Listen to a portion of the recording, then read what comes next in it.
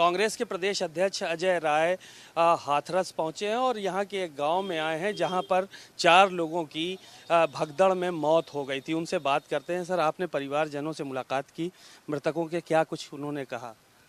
देखिए, ये पूरी तरीके से सरकार ये फेल है, योगी सरकार की फेल्यूर है।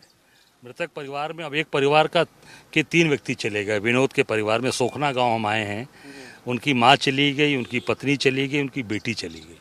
परिवार वो बेचारे रो रो के बुरा हाल है। अब वो कह रहे हैं किसके लिए कमाएंगे, किसके लिए जिएंगे। अब सोच सकते हैं कि किस तरीके की ये सरकारी व्यवस्था है जिससे पूरी तरीके से परिवार ध्वस्त हो गया है।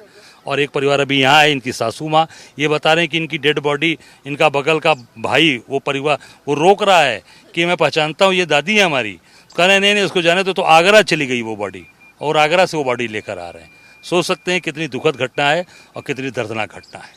मुख्यमंत्री योगी आदित्यनाथ ने आज प्रेस कॉन्फ्रेंस की और उन्होंने अखिलेश यादव पर निशाना साधा। कहा कि चोरी ऊपर से सीना जोरी, ये बात कहा। उनकी फोटो तो बाबा के साथ खुद है, लेकिन अब इस घटना को लेकर अखिलेश यादव हमलावर है। तो ये जो राजनीति कौन कर रहा है आखिर?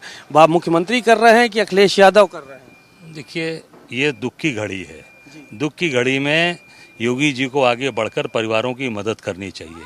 आज जो परिवार जो मर गया, उसके परिवार को कम से कम 1 करोड़ रुपए दीजिए, नौकरी दीजिए। जो घायल है उसको 25 लाख दीजिए। किसके साथ फोटो है, किसके साथ फोटो नहीं है, इस पे चर्चा करने का ये समय नहीं है।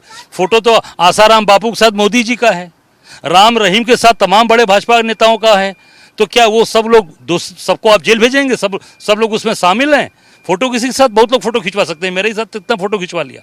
ये समय दुख की घड़ी का है, दुख में लोगों की मदद करने का है, साथ देने का है। राजनीति, आप पूछ सकते हैं गांव के लोग कौन राजनीति कर रहा है, राजनीति कौन कर रहा है, सामने आ गई। ये आप अभी तक इनके परिवार को इनसे मिलने नहीं आया। हम सब लोग कांग्रेस का डेलीगेशन हम लोग आए, कोई आदमी नहीं आया मिलने। ये आप सोच सकते हैं तो राजनीति कौन कर रहा है? ये जनता से पूछिए, सोखना गांव की जनता बता देगी कि राजनीति कौन कर रहा है। फोटो आने का क्या मतलब होता है भाई?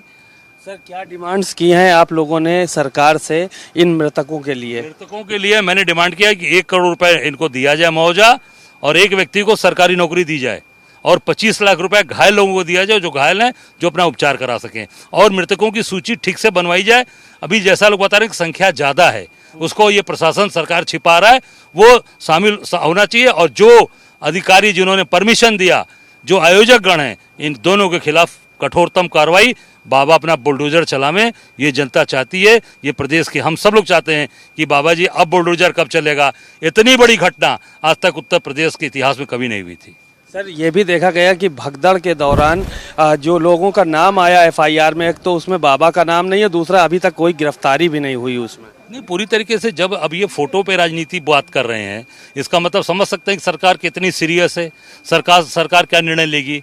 तो वो अभी तक होता तो गिरफ्तारी भी हो जाती, सारी चीज़ें हो जाती, और जो बाबा जिनका नाम नहीं है उनका नाम भी उसमें रहता। तो मैं समझता हूँ निश्चित तौर से ये सरकार फेल है, और सरकार की ये पूरी तरीके से फेलवर है, ये नाकामी है। सरकार को तत्काल इनके खिलाफ कार्रवाई, इनको गिरफ्तार करना चाहिए और बुलडोजर को चलाइए। ये हम सब की डिमांड है, ये पूरे जनता की डिमांड आ रही है। चलिए, शुक्रिया। आपने अजय राय जी को सुना।